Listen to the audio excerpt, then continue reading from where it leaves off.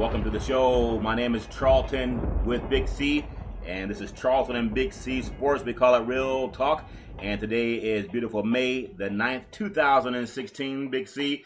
And I also want to thank all of our fans that are just growing on Twitter. We're actually over 100,000 Twitter impressions in just over 2 months, so that's pretty impressive.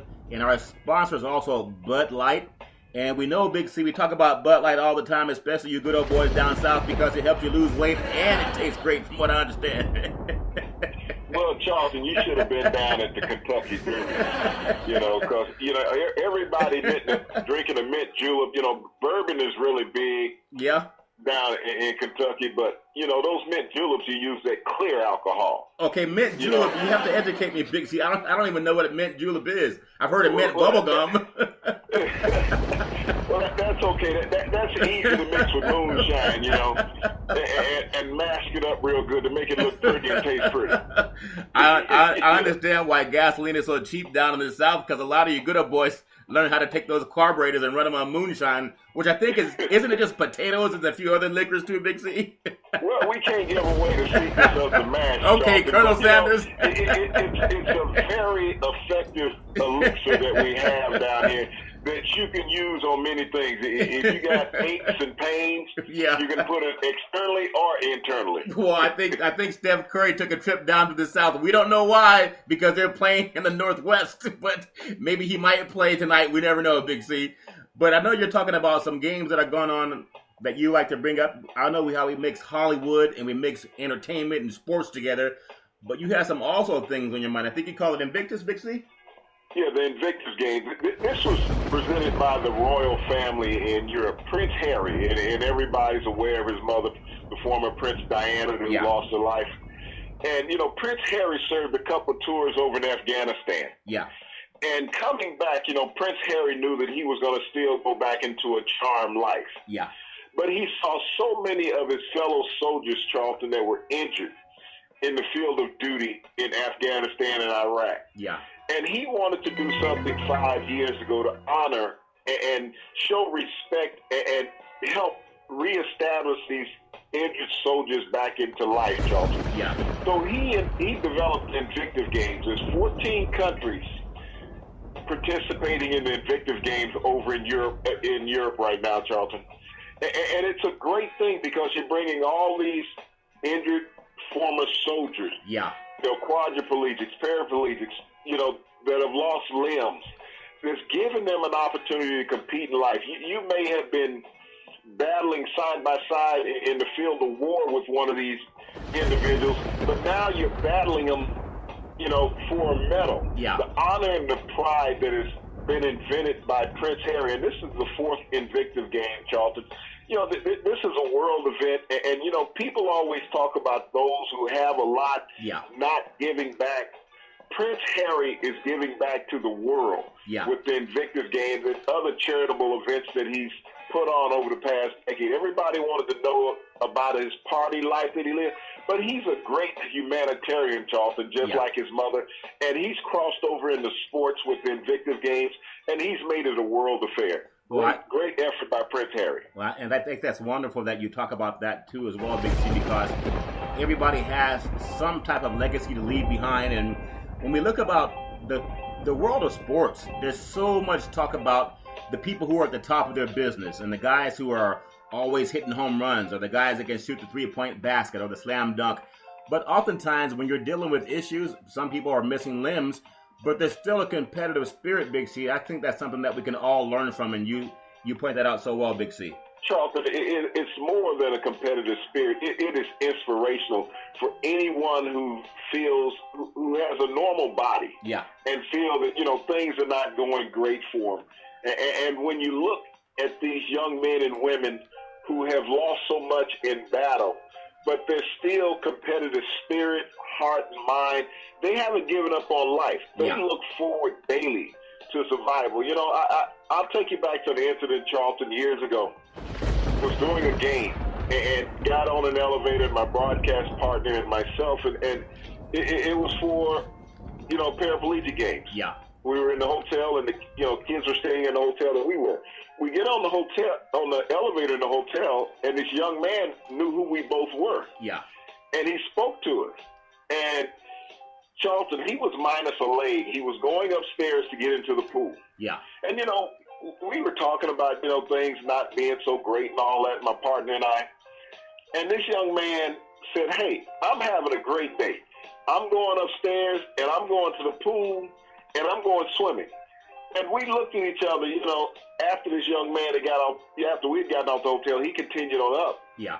And it's like, how can we feel sorry about ourselves? And here's this young man who's living this way his entire life, and we're complaining about something that went on in a production meeting. Yep. We had no right in life to complain. Yeah. And, he was such an inspiration to me that day.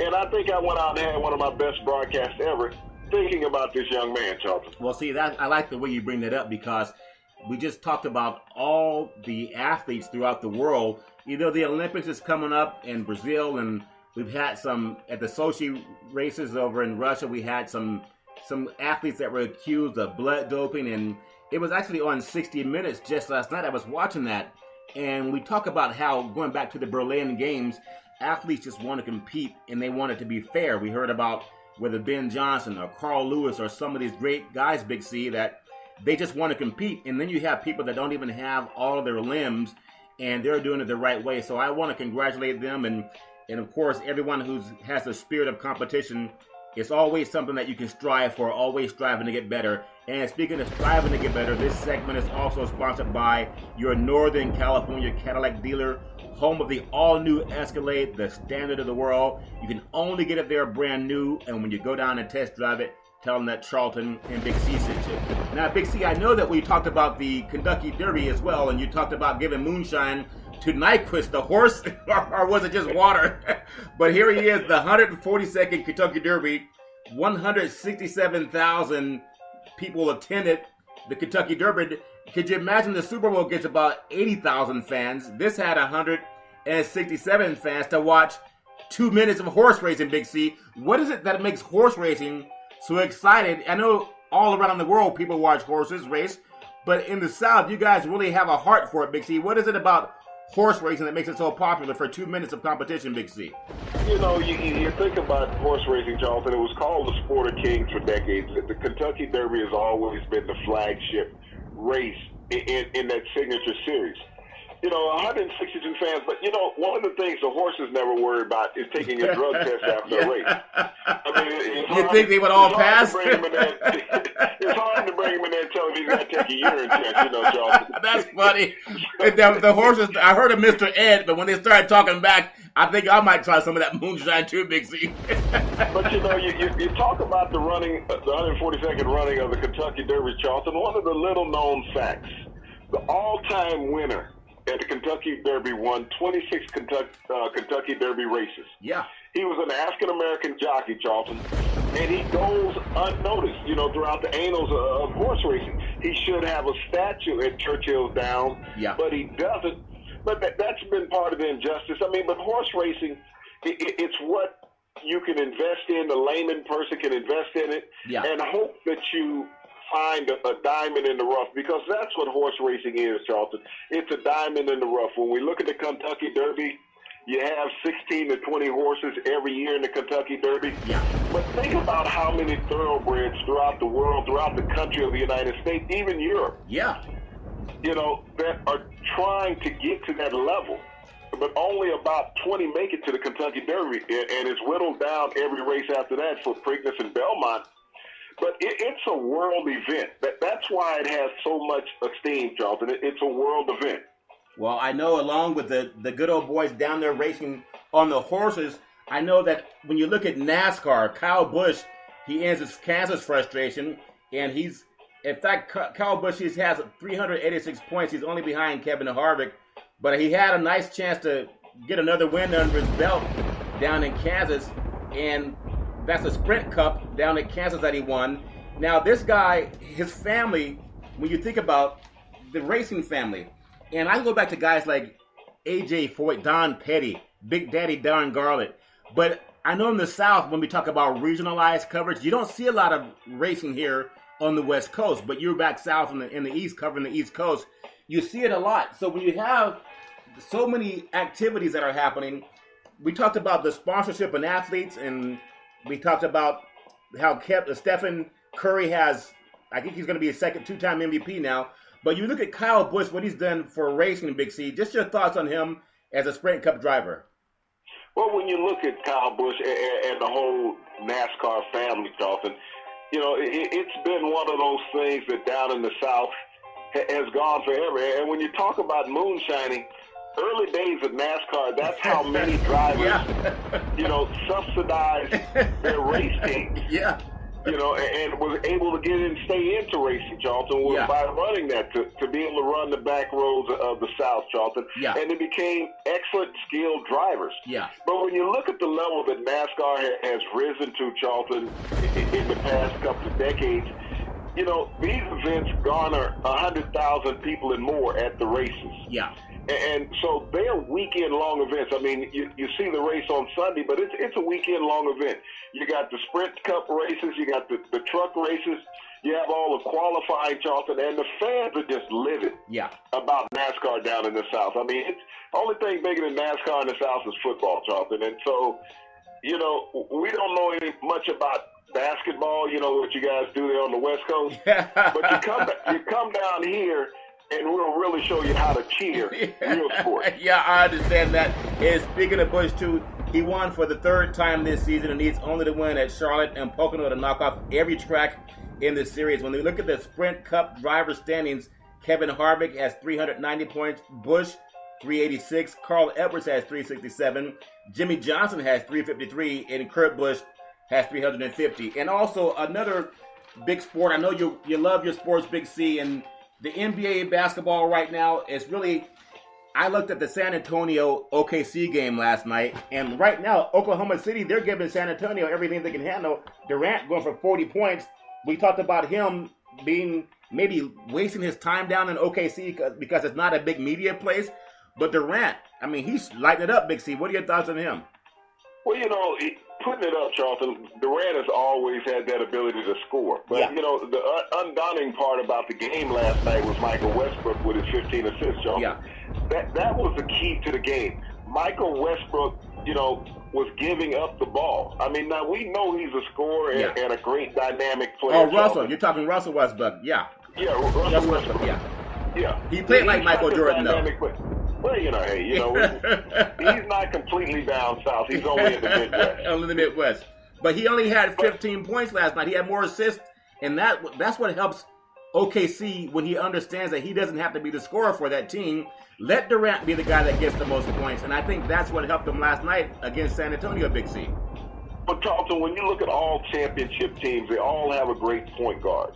That's one of the things that they have. I mean, you look at San Antonio over the years. They've had Tony Parker. You go back to the great Laker teams. They had Magic Johnson. Yeah. You know, when you looked at the Boston Celtics, they had Dennis Johnson and Danny Ainge.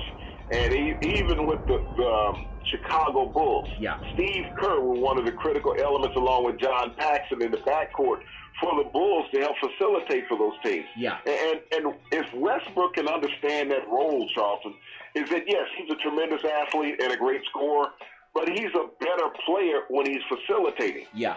And allowing his team to pick up from what he is. I mean, you look at the Golden State Warriors. With all the great scorers that they have on their team, there's no one who's afraid to get an assist, Charlton. Yeah, that's true. And I know everyone loves Steph Curry, and so do I. Deservedly, the two-time MVP of the league. I still think the MVP on that team is Draymond Green, not because he scores more three-pointers than Curry. And it's even silly to argue that Curry is not the MVP. Obviously, he is.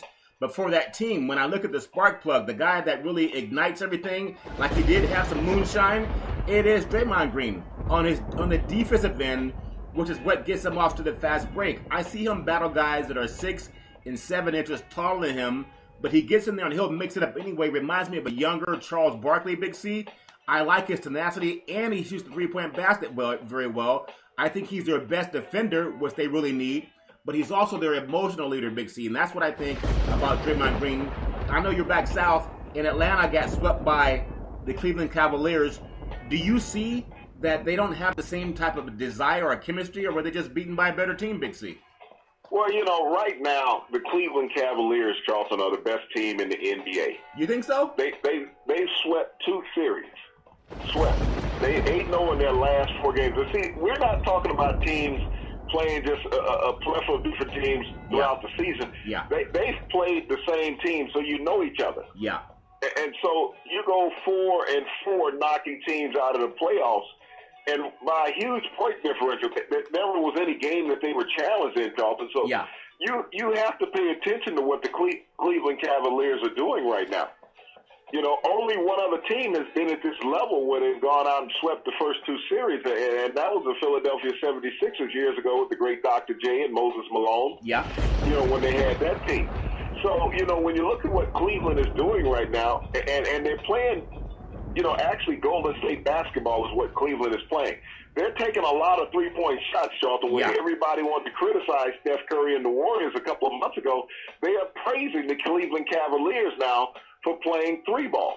Okay, remember how earlier in the year, Big C, we were at Salem Media and we were talking about how David Blatt was replaced, and LeBron really didn't want him there, even though he said he had no idea of the firing, but we don't believe that.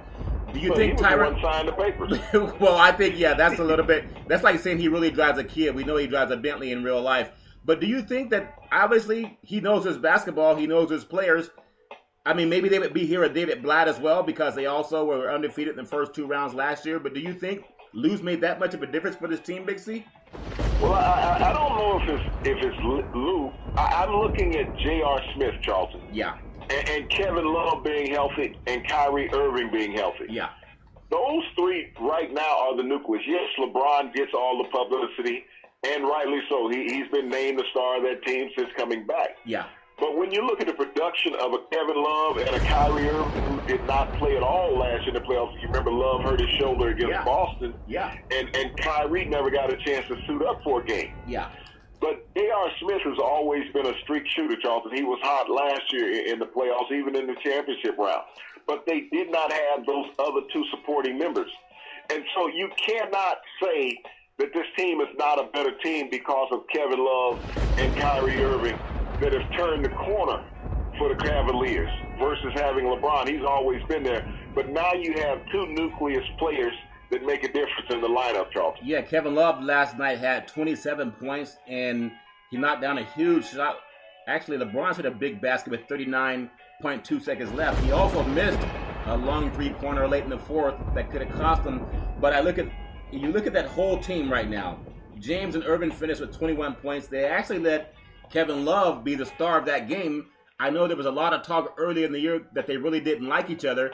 But I think, like you say all the time, Big C, when you win, then it can fix all problems. I just think. But Charlton, this is always the talking heads talking about there's a rift amongst teammates. Now, I played with a lot of different teammates over the years, okay? Yeah.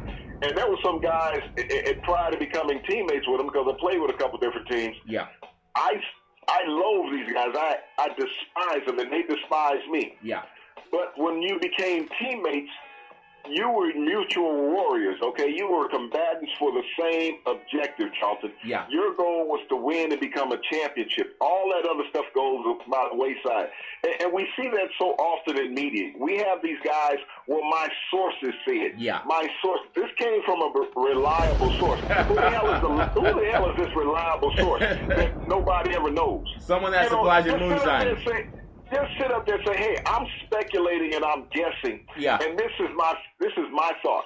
But instead of saying that I can be wrong, I'm going to say it came from a source. Yeah. You don't, in the real world, Charlton, you don't have to lie to kick it. Right. But so many of these sports reporters do that. Yeah. Because everybody wants to be the first one to break the story. And speaking of breaking stories, tonight's games, we have Miami there, a 5.5-point favorite over Toronto. Golden State is actually a 5-point favorite over Portland. And my goodness, as much as I love Golden State, the way they play up in Portland and when they get it going, hitting the threes, I don't know if they're going to win that game if they don't have Curry, because they lost by 12 points last time. And when they were at home in Oakland, they have to come from behind to beat Portland. So when a team gets hot, you got to beat a team when they're down. And I'm kind of worried about Golden State's game tonight. I think they'll pull out the win, but I'm not so sure. It might go 2-2 after this series. You never know. They remind me a lot like OKC and San Antonio. Kawhi Leonard didn't have a great game last night for San Antonio. But I look at what they're missing Steph Curry, and they're missing the fact that he's the guy that would always give him at least 30 points a game, Big C. Your thoughts on going 2-2 tonight with Portland? Well, the thing, if you look at Golden State's last two games, they sort of mirror what San Antonio's done in the last couple games.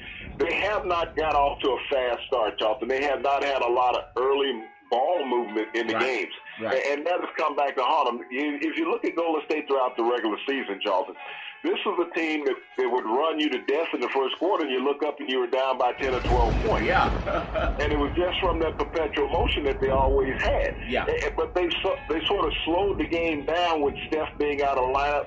I don't really know if they need it tonight because they have enough players who can run that offense. They just need to pick up the tempo. And when you talk about tempo, you got to look at San Antonio. Yeah. You got to worry about what's wrong with Tim Duncan. In his last three games, he's old. He had 2 points, he's 2 old. points, and he scored 0 points in the loss to OKC. And now, this guy's played 19 years in the NBA, 5, NBA championships, couple of series MVPs, couple of playoff MVPs, Charlton, and regular season. So this is a guy who has put a lot, but he also understands he has a team around him that can get the job done. And the offense doesn't run through Tim Duncan anymore, but it would be nice to see him go out and get into double-digit scoring in a game to give you a remnant of that old Tim Duncan that we've grown so fond of over the decades and not see shell of this man. Yeah, we talked about that book that Bill Walton wrote just last week, and he talked about how big guys have a hard time because they put a lot of pressure on their knee joints and their back, Big C, and I see Tim Duncan, obviously he's still a leader on the floor for San Antonio, but he just doesn't have the physical skills to keep up with the young guys now, Big C. And when we think of young guys, this segment is also sponsored by your Northern California BMW dealer, home of the ultimate driving machine. Go down and test drive the 1 Series all the way up to the flagship 7 Series 600 horsepower M7, also known as a 760 Li. And when you go test drive it, tell them that Charlton and Big C sent you. Now, Big C, as we know we love basketball. We have hockey hitting off tonight. But I want to go into baseball because Bryce Harper, obviously for the Washington Nationals, the Cubs have their number because they keep beating those guys. But why are they walking him 13 times in this series? Do you agree with that? Are they just afraid to give up the home run? It's not like he's Barry Bonds, Big C. Well, you mentioned a great name in Barry Bonds. Barry Bonds would just, there was one time Barry Bonds got walked with nobody on base. Yeah. You think about that. You got an opposing manager said walking, there's nobody on base, just walk him anyway. Yeah. and Barry Bonds has a single season record for walks in baseball, 265 intentional walks. Wow. Not just walks, intentional walk. He was walked. So you think about taking the bat out of somebody's hand. And in Barry's career, I think he hit a home run every 13 or 16 at bats. Yeah. So if you add that on in one season, and that was in his record season. So if you'd have added that on to that record home run year he had, he would have hit close to 90 home runs, Charlton. Well, I look at but that's what you do when you're a manager. You try to give your team a psychological advantage and say, hey, we're not going to let this guy beat us. I know everybody else on their lineup is a professional. Yeah. But he's a consummate professional, Charlton. Yeah, and I look at Barry Bonds with 762 home runs. Hank Aaron had 755. Babe Ruth, 714. Willie Mays, it was just his birthday over the weekend in San Francisco, 660. And, of course, Alex Rodriguez, 647. And I know Harper's good, but I know that the Cubs right now, they have the best record in the National League, and they're looking like they're going to be a front runner, at least getting into the playoffs, Big C. It's a long season for baseball, but I like the way their pitching is working right now. And one thing about watching the Cubs, they have the worst stadium in the major leagues, but I like it because it's historic, and they haven't changed it like so many other teams have, Big C. But it's just 2 decks. Looks more like a college stadium in a sense, like a large college stadium, more than a major league stadium. But the history there, Big C, they've only done the outfield. I think they renovated that. But what a great place to watch a baseball game, Big C. So I wish Chicago Cubs well. Wrigley Field is right in the middle of a neighborhood. It's not put out by some freeway or in some old industrial park, Charlton. Yeah. It's historic because of what it represents, such as a Fenway Park in Boston. When you look at these two stadiums that have been around for close to 100 years, each one of them, that's baseball. That's the historical part of the game. And when you talk about Fenway Park, you can't go without mentioning Big Papi. Oh, yeah. David Ortiz. David Ortiz right now in the American League is second in home runs and second in RBIs. I mean, we talk about the young bats of Bryce Harper, Mike Trout, and you speak of an Alex Rodriguez, but Big Papi is lighting them up right now in Boston, Charlton. And this guy year in and year out finds a way to be at the top of the major leagues in home runs. He's supposed to retire at the end of this year, but the way he's playing, I don't see Boston letting him go. They just open up the paycheck and say, hey, whatever you need, Papi. Hey, what do they say? Money changes things, Big C. When they offer the guy a little bit more money, I think he'll sign that contract. More, just a little bit more. My knees started to feel just a little bit better. Rub some moonshine on it. And also, Big C, this next segment is sponsored by your Northern California Ford dealer, home of the all-new F-150. They build it for it tough. And when you go down and test drive it, tell them that Charlton and Big C sent you. Also sponsored by Beneath His Wings Foundation. And go support or donate at bhwf.org. Contact Cynthia Evans at CYNN Entertainment. She's the best at promotions in Northern California. And when you tweet out to her, let her know that Charlton and Big C sent you. Now, Big C, in the last few minutes of the program, there's a big push on college football. We just saw the draft. And as you always bring up, whenever you get drafted to the pros, you got to put someone out of a job, Big C. Well, we talk about college athletes not getting compensated when they're bringing in hundreds of millions of dollars, especially for the top universities. That's all. I'm not just talking to Alabama. I'm talking to everybody included. I didn't know you meant everybody. I thought, okay, my bad. But your thoughts? I didn't know the other teams had a financial incentive to play. You guys got to start sharing some of that money from the SEC. And thinking of that, because the TV networks are huge, they're talking about expanding the Power 5 conferences. The Pac-12 at one time was the Pac-8. Then it went to the Pac-10. Now it's the Pac-12. They're talking about the Pac-16. So I think they're looking at schools like maybe a BYU or a Boise State, and then two more at-large schools coming in, maybe San Diego State, even some talking maybe Fresno State jumping in. That's because they'll get more teams in bowl games, and they'll pull more of the money that's out there for college football. Is that a good or bad thing, Big C?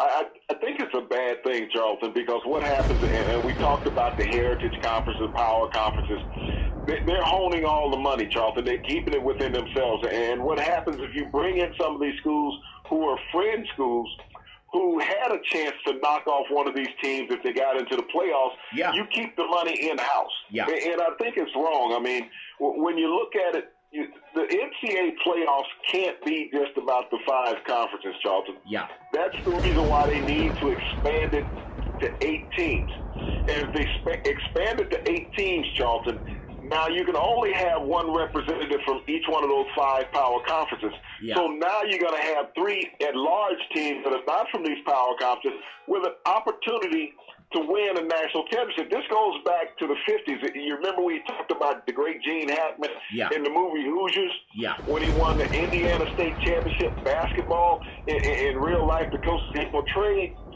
And after that, they realigned who could play in the state championship because of that, because Hickory, a small school with 7 players, won the state championship. Yeah. So this is what they're trying to prevent. They know the expansion is coming. Yeah. But if they envelop all of these schools, they say, okay, we still control it as a Power 5 conferences, Charlton. Well, I know a school like New Mexico State, they're dropping down into the Big Sky Conference.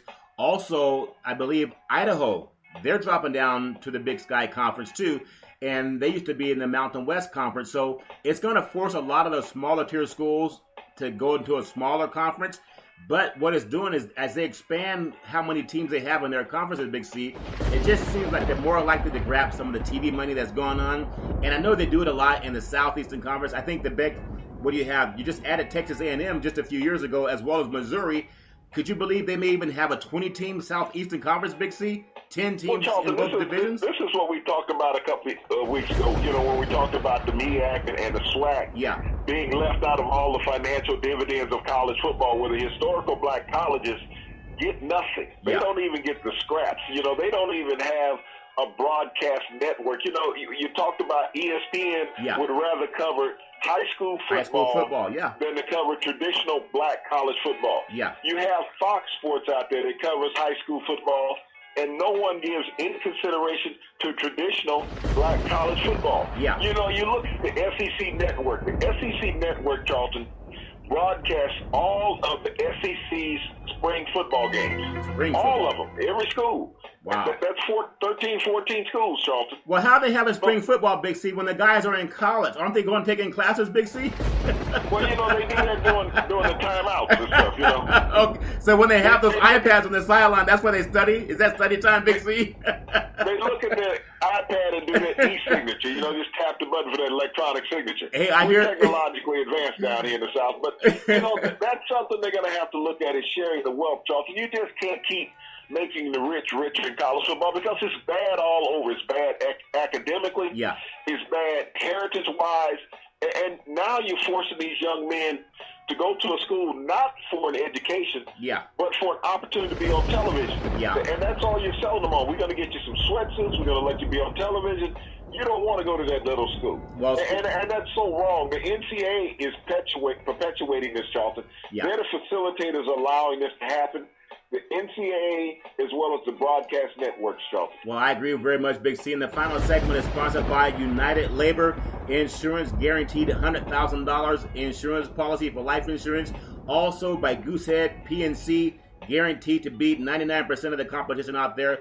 Tweet out to Charlton and Big C Sports.